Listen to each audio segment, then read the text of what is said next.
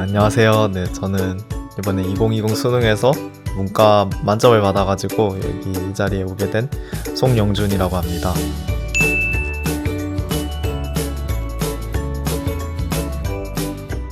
요즘 그 개학이 연기되고 그래서 특히나 고3 친구들 중에 그 불안해하는 친구들이 많더라고요. 저도 얼마 전에 그 한 후배한테서 막 형, 저 진짜 어떻게 해야 될까요? 불안해서 미칠 것 같아요. 이런 뉘앙스의 메시지를 받았었는데, 그리고 보니까 비단 그 후배뿐만 아니라 많은 후배들이 약간 공부는 해야 될 것 같은데, 계약이 연기된 상황에서 그 어떻게 해야 될지 갈피를 못 잡고 있어서 약간 방황하는 친구들이 많은 것 같아요.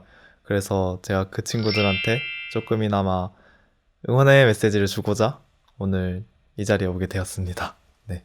근데 저도 그 사람인지라 아무래도 공부하다가 약간 많이 불안했던 적이 많은데, 한 예로는 예를 들자면은 주말에 뭐 집을 갔을 때 다른 친구들 같은 경우에는 독서실을 가는데, 막 저 같은 경우는 그 주말에 독서실을 애당초 안 다녔을 뿐더러 집에서도 공부를 잘 안 했었거든요, 주말에는.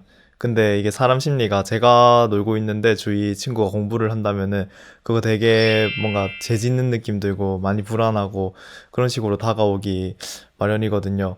그래서 저도 네, 그럴 때가 약간 좀 힘들었었던 것 같아요. 저는 공부를 약간 그냥 뭐 자기 주도적으로 되게 열심히 공부를 잘하면 좋겠지만 근데 그렇게 잘하려면은 자기를 잘 약간 다스릴 줄 알고 좀 달랠 줄 아는 게 중요하다고 생각하는 사람이거든요. 그래서 공부를 시작할 때도 항상 그나마 제가 좀 좋아하는 과목, 고등학교 3학년 때는 제가 그 약간 수학에 좀 흥미가 있었기 때문에 수학으로 시작한다든지 그렇게 해가지고 일단 재밌는 과목 먼저 해서 좀 흥미를 붙인 다음에 그렇게 공부를 이어갔었고요. 저만의 특별한 공부 루틴 같은 게 있다면은 저는 한 과목을 길게 한 적이 거의 없어요. 그 길게 해봤자 1시간 반 정도? 보통은 한 과목당 1시간 정도씩 끊어서 그러니까 국어 1시간 하고 바로 바꿔서 영어 1시간 하고 그런 식으로 그 공부 시간을 짧게 짧게 해서 뭔가 공부라는 거에 최대한 덜 지루하게끔 그렇게 만들려고 공부를 했었습니다. 최대로 공부한 시간은 이게 제가 고등학교 내신 시험 준비할 때를 기준으로 말씀드리면은 그때 주말 기준으로 한 6, 7시간씩 안 쉬고 공부하고 그리고 밥만 먹고 다시 공부하고 그런 삶을 산 적도 한 번 있었던 것 같아요. 약간 공부는 혼자 하는 싸움이잖아요. 그래서 솔직하게 말씀드리면 공부할 때 뭔가 전 외로움을 좀 느끼는 타입이었거든요. 그래서 공부하다가 아 이제 진짜 힘들다 좀 쉬어가자 할 때는 그 시험 기간에 주위를 보면은 뭔가 공부는 하고 있지만 왠지 누군가 말을 걸어주기 바라고 있는 그런 같이 놀자 했을 때 바로 와줄 것 같은 그런 친구들이 있거든요. 그래서 그런 친구들 찾아가서 그 한 20분 정도 같이 뭐 이런저런 얘기도 하고 뭐 시험에 대해서 막 힘든 점도 얘기하면서 그렇게 좀 에너지를 얻은 다음에 다시 공부를 하고 그런 식으로 했었던 것 같습니다. 저는 일단 명언과 더불어서 약간 한 가지 더 말씀드리고 싶은 게 그 제가 가장 공부에서 뭔가 스트레스를 받았을 때는 뭔가 나는 공부를 해야 될 것 같은 마음은 드는데 몸은 놀고 있을 때 그 사람인지라 막 놀고 싶은 기분이 들 수도 있는 거잖아요.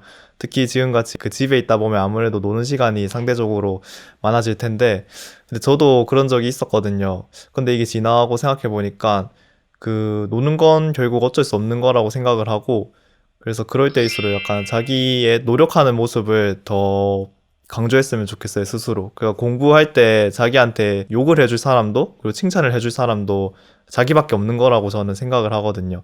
그래서 이렇게 뭔가 자기가 공부에 있어서 뭔가 좀, 아, 나 왜 이러지? 이런 생각이 들수록 그 하루에 조금이라도 뭐 2시간이라도 했다면은 그 2시간을 되게, 와, 나 2시간이라도 했네. 이런 식으로 높게 사주는 식으로 저는 을 고치했으면 좋겠고요. 그리고 또 이제 공부가 약간 힘든 거이긴 할 텐데, 근데 저는 그렇게 힘이 들수록 그 지금 이렇게 힘들수록 내가 노력을 통해 얻는 대가가 되게 크려나 보다, 되게 나는 큰 목표를 향해 달려가고 있는가 보다 이렇게 생각하려면서 버텼는데 이게 생각보다 나는 괜찮은 마인드인 것 같아요. 그래서 참고하시면 좋을 것 같습니다.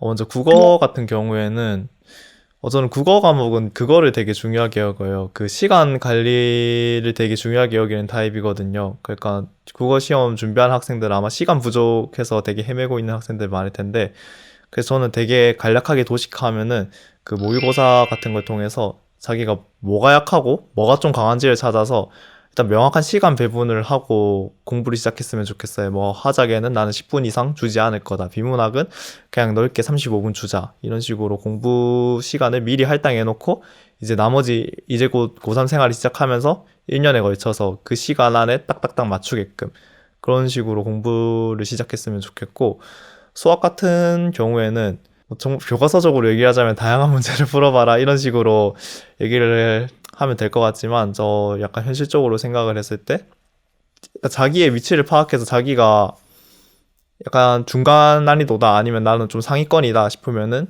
그거의 레벨에 맞는 문제집을 잘 찾아서 푸는 게 약간 핵심인 것 같아요. 그러니까 자기 레벨이 낮은데 어려운 문제집 풀어도 실력이 안 늘고, 자기는 공부를 잘하는 학생인데 쉬운 문제집 풀어도 실력이 안 늘 거거든요. 그래서 자기가 약간 머리를 끙끙대면서 풀 수 있는 문제집을 잘 찾는 게 수학 공부의 핵심이라고 저는 생각을 하고요.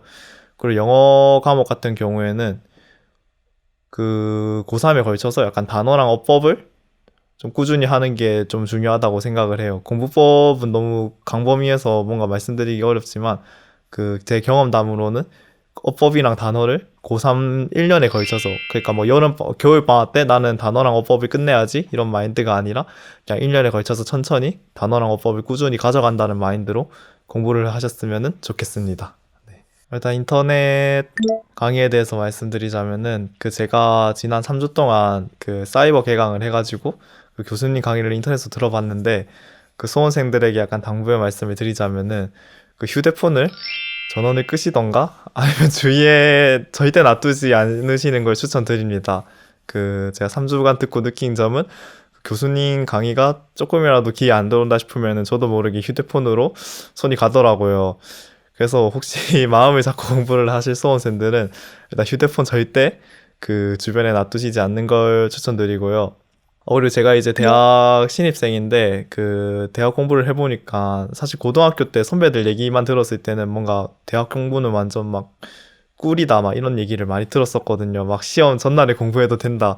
근데 해보니까 아닌 것 같더라고요. 그 제가 공부를 못하는 건지 아니면 선배들이 공부를 잘하셨던 건지 아니면 안 하셨던 건지 잘 모르겠긴 한데, 그래도 지금 저도 특히 수학 때문에 되게 많이 고생하고 있는데, 그래도 고등학교 때 그 열심히 살았던 것처럼 그 대학교 때도 한번 열심히 해보려고 지금 마음을 잡고 계획도 세우고 있고요.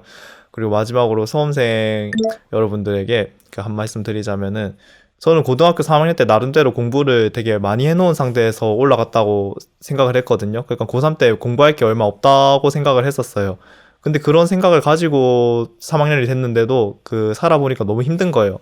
그래서 저는 고등학교 1, 2학년 때 공부를 많이 해놨으니까 고등학교 3학년 때는 조금 편하지 않을까 싶었는데, 근데 공부를 떠나서 고등학교 3학년 때는 신체적으로도 그리고 정신적으로도 되게 힘든 시기가 될 수밖에 없는 것 같거든요. 그래도 그런 시기를 겪게 될 테지만 힘이 들 때마다 약간 자기가 어려움을 견뎌내는 만큼 자기가 성장한다는 거를 항상 인지하시고, 그래서 잘 견뎌내셔서 그 원하는 결과 얻으셨으면 좋겠습니다.